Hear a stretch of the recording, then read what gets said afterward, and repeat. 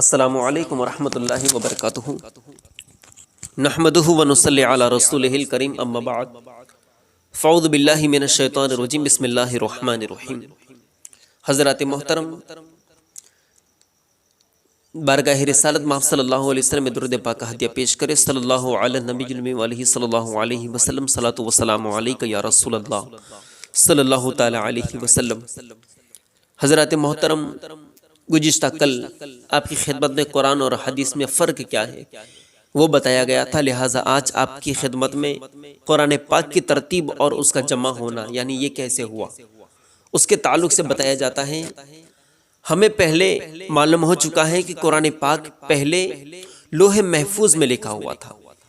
قرآن کریم فرماتا ہے قرآن مجید فی لوح محفوظ، پھر وہاں سے پہلے آسمان پر لایا گیا، پھر وہاں سے 23 سال میں آہستہ آہستہ حضور پاک صلی اللہ علیہ وسلم پر نازل ہوتا رہا، مگر یہ نازل ہونا اس لکھے ہوئے کی ترتیب کے موافق نہیں تھا، کیونکہ یہ نزول بندوں کی ضرورت کے مطابق آتا تھا۔ جس آیت کی ضرورت ہوتی وہی آیت آ جاتی۔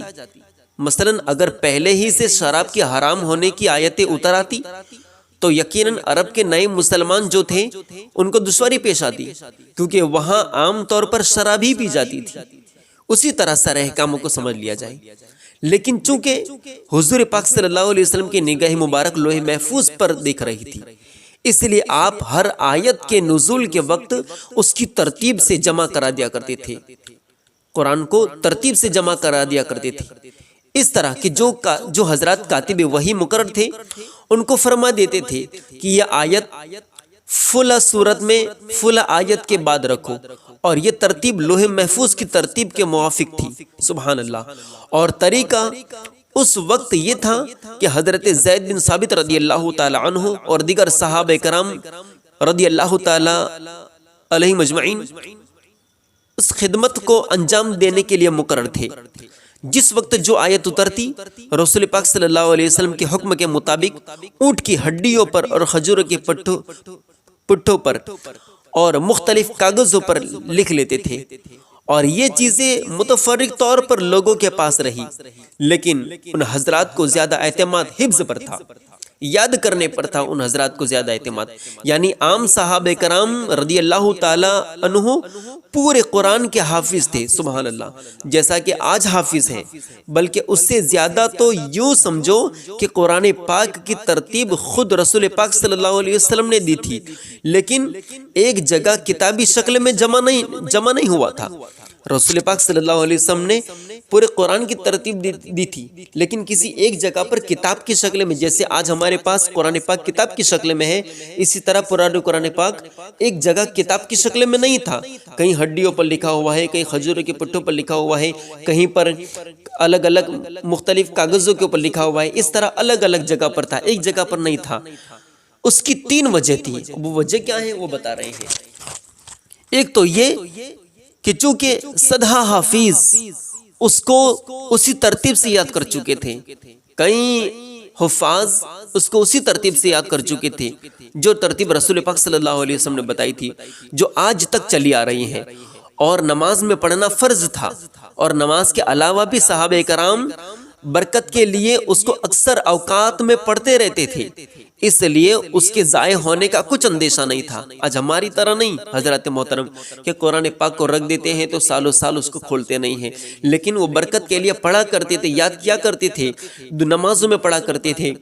دوسری وجہ یہ ہے کہ جہاد اور دیگر ضروریات کی وجہ سے اتنا موقع ملتا ہی نہیں تھا کہ اس کو ایک جگہ جمع کر سکے، اور تیسری وجہ یہ کہ جب تک کہ پورا قرآن پاک نہ آ جاتا اس کو جمع کرنا غیر ممکن تھا، کیونکہ ہر سورت کی کچھ آیات اتر چکی تھی اور کچھ آیت اترنے والی تھی۔ حضور کی وفات سے کچھ روز پہلے ہی نزول قرآن کی تکمیل ہوئی، یعنی کہ نزول قرآن مکمل ہوا، قرآن پاک مکمل آ گیا، غرض کہ رسول پاک صلی اللہ علیہ وسلم کی زندگی رسول پاک صلی اللہ علیہ وسلم کی زندگی میں قرآن کریم کتابی شکل میں ایک جگہ جمع نہیں ہو سکا.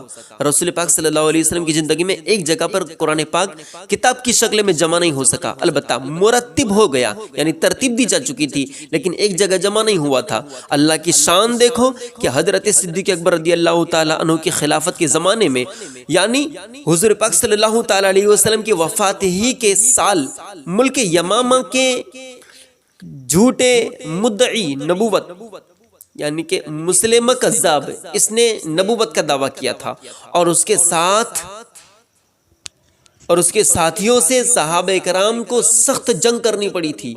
یہ جو نبوت کا جھوٹا دعویٰ کیا تھا، ان لوگوں سے صحابہ کرام کو بڑی سختی سے جنگ کرنی پڑی تھی، اور اس جنگ میں تقریباً 700 حافظ قرآن شہید ہو گئے تھے. 700 حافظ قرآن جو صحابہ تھے وہ شہید ہو گئے. تب حضرت عمر رضی اللہ تعالیٰ عنہ بارگاہ صدیقی میں حاضر ہوئے، جناب حضرت صدیق اکبر رضی اللہ تعالیٰ عنہ کی خدمت میں حاضر ہوئے، اور جناب حضرت عمر رضی اللہ تعالیٰ عنہ نے عرض کیا کہ اگر اسی طرح حفاظ اور قراء شہید ہوتے رہے تو بہت جلد قرآن پاک ضائع ہو جائے گا. تو کیا جائے؟ جناب حضرت صدیق اکبر رضی اللہ تعالیٰ عنہ نے صحابہ کرام رضی اللہ تعالیٰ عنہ کو جمع فرمایا، جنہوں نے حضور پاک صلی اللہ علیہ وسلم کے زمانے پاک میں وہی لکھنے کی خدمت انجام دی تھی، اور ان کا محتمم جناب حضرت زید بن ثابت رضی اللہ تعالیٰ عنہ کو قرار دیا تھا کہ تم تمام جگہ سے قرآن پاک کی آیتوں کو جمع کر کے کتاب کی شکل میں تیار کر دو. حضرت سیدنا حضرت زید بن ثابت رضی اللہ تعالیٰ عنہ کہتے ہیں کہ آپ وہ کام کیوں کرتے ہیں جو کام حضور پاک صلی اللہ علیہ وسلم نے نہیں کیا؟ تو جناب حضرت صدیق اکبر رضی اللہ تعالیٰ عنہ نے فرمایا کہ یہ ایک اچھا کام ہے.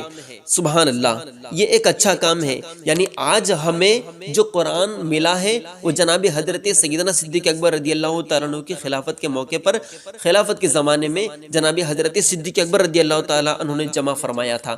صحابہ کو کہا تھا کہ جمع کرو، اور جمع کر کے کتاب کی شکل میں تیار کر دو. پتہ چل گیا. اب یہاں پر ایک بات سمجھا رہے ہیں کہ اس سے بدعت حسنہ کا ثبوت مل گیا. بدعت حسنہ کا ثبوت مل گیا کہ جو کام اچھا ہو اور وہ رسول پاک علیہ السلام کے زمانے میں نہ ہو، اور رسول پاک صلی اللہ علیہ وسلم کی وفات کے بعد اگر کوئی کام ایسا ہے جو اچھا ہے، امت مصطفیٰ صلی اللہ تعالی علیہ وسلم کو فائدہ دینے والا ہے، وہ کام کرنا جائز ہے اور وہ بدعت حسنہ ہے. اس بات سے بدعت حسنہ کا ثبوت مل گیا. سبحان اللہ. حضرات محترم، یہاں تک آج بیان رکھتے ہیں.